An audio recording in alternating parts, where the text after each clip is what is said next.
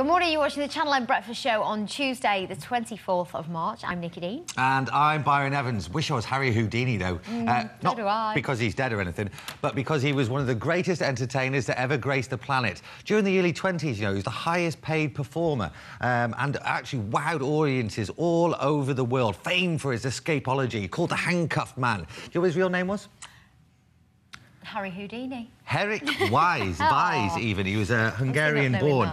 Now, listen, the reason I brought it up is that obviously today celebrating the birth of Harry Houdini, but it just seemed kind of ironic that a great daredevil features in the newspaper this morning. His name is Pedro Olivia, and he has broken the new record for a free fall down a waterfall, 127 feet. This is in Santo Belto in central Brazil, 127 feet. At a rate of 70 miles an hour, 2.9 seconds, and whew, there he went down. My word, my tummy would have flipped just at that bit there. Imagine getting all the way to the bottom. Do you know what that is? In a kayak. That's awesome. It is. Get it? Yeah. Awesome. Yeah. That's brilliant. It's funny. Yeah. I thought it was funny. You thought it was funny, didn't you? Someone help me out. Interestingly, I did this yesterday. I went to Salford Water Sports Centre at the Quays to learn about kayaking. Basically, ideas for stuff to do over the Easter holidays, which will bring you the story in just a couple of weeks. And learned to do that. Yeah, I bet you did. Just in an afternoon in Salford. Yeah, no problem. In a few minutes, got latest sporting headlines with Mike Bradley, plus our business review with MEN Business editor Kevin Feddy and head of Salford Business School, Professor John Wilson. But first, let's get the latest headlines with Ben Bland.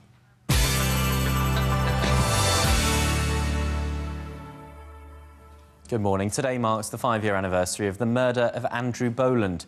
The 35-year-old from Stretford, seen on holiday in America just days before his death, was shot in his home on Brigade Drive in front of his partner and her 2 young children. Since his murder, detectives have discovered evidence of a major drug-dealing ring involving some of his associates. Andrew's sister Debbie is this morning appealing for the wall of silence surrounding his killer to be broken.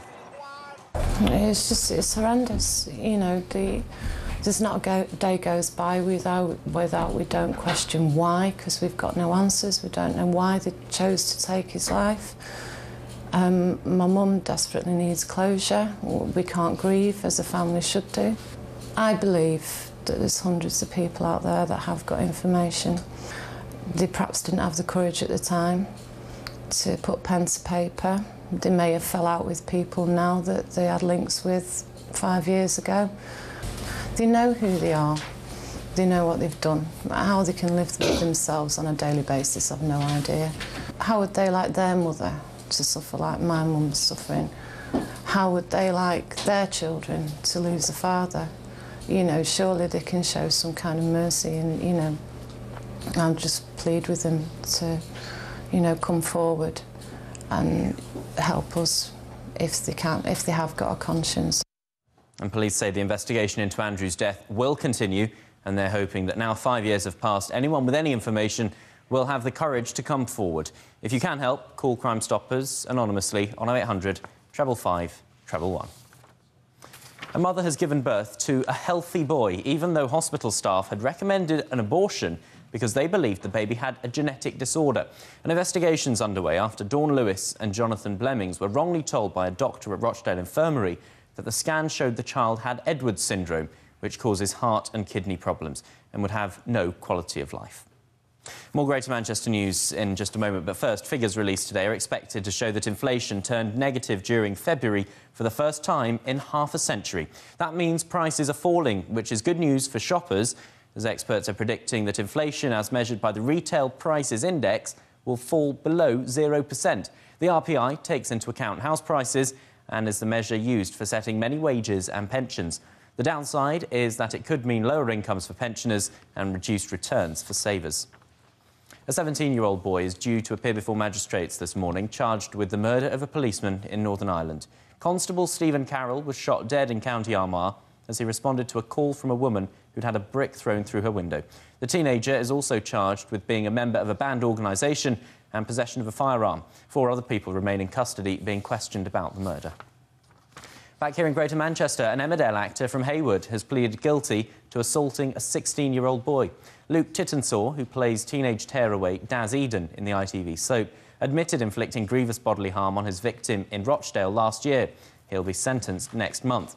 A spokesman at ITV said he'd been written out of the soap from this week so he can concentrate on the case. At the age of 23, Tom Buckley was told he had just a few months to live after being diagnosed with bone cancer. Since then, he's walked 180 miles coast to coast through treacherous conditions and raised £80,000 for the Christie. Well, his courage has now been recognised by the Pride of Manchester Awards. He beat off the likes of Alex Ferguson and Chris Hoy to be voted Mancunian of the Year. You can see his reaction in our news at noon later. And finally, for now, police are looking for a burglar with a gorilla costume after the outfit was stolen from a house on Wilton Street in Whitefield. The house was ransacked and jewellery and a sat-nav were also taken. Detectives are asking anyone who's seen or been offered the unusual costume to come forward with any information. That's all from me this morning. Michelle's here with a look at traffic, travel and weather now. I'll be back with the lunchtime news at noon. Join me then if you can. Bye for now.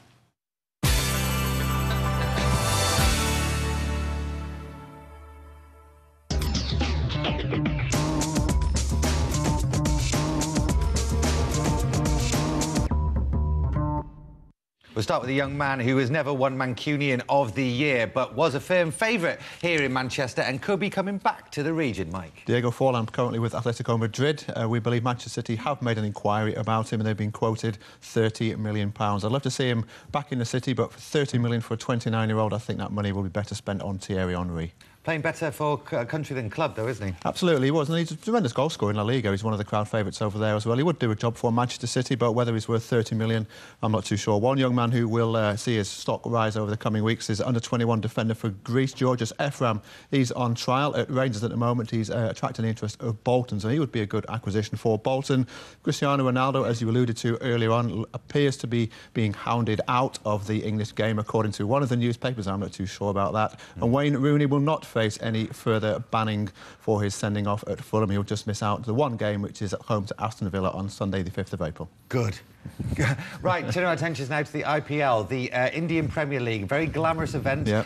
Could be coming to our shores. Yeah, the Premier League chairman, Lalit Modal, he's actually in South Africa at the moment, landed in Johannesburg about 3 hours ago. He's assessing the situation over there. He'll fly to England within the next 24 hours to assess and compare the position of our game at the moment. If selected, England, that is, and I don't think it will be, I think it will go to South Africa. Old Trafford could host a number of games. Chief Executive, Mr Jim Coombs, he said the ground will be ready. Looking at the early part of the season, which is where some of the games will be played, we've got a reasonably slack start to our season here in April. Our championship games, most of our championship games are away at that time. So in that respect, we'd be a little bit luckier than most, I suppose. I believe there are 59 games. I mean, that's a lot of games to organise, a lot of wickets to prepare, and a lot of tickets to sell as well. So, but everything's feasible if you really want it to be. I firmly believe that. Well, the next stage really is to find out if this country's going to hold it. Then if this country's going to hold it, who's going to be involved, which is going to be a decision, I would assume, from the ECB.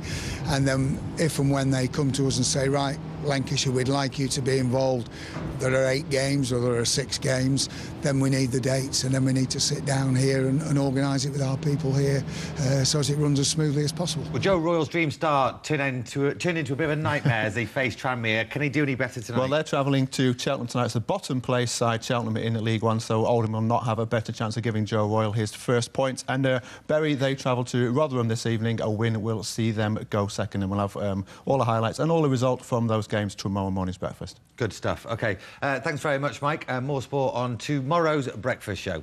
Maybe a little bit of ice hockey before we go? Well, I was just going to say, should we finish off with how the Phoenix fared in Belfast? Yeah, they played in Altrincham on Sunday against Belfast. The game doubled as their final league game of the season and the first leg of the Knockout Cup. And here are the highlights, along with an interview with player coach Tony Hand.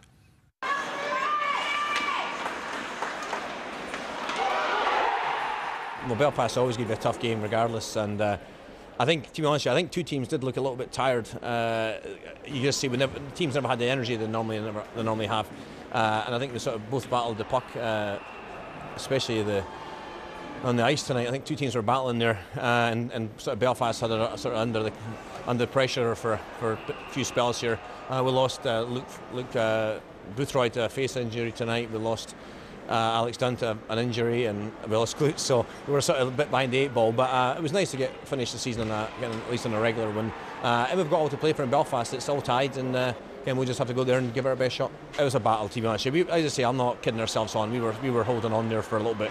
But I mean, I have to give special mention to like Lucas and Nathan Ward, who went back in D, and they just done a great job. The forwards can come back and helped out, and as I say, it was nice to finish the season on a win, because you see we lost to Hull, we lost to Edinburgh, we lost to Newcastle, and we lost to Belfast in the Challenge Cup last week. So it was important for the guys to at least finish in a high, and hopefully we can take that into next Thursday. And we've got the playoffs after that, and I don't know, it's going to be tough, because I think it's going to be a tough schedule we've got coming in the next week again, but we'll give it our best shot.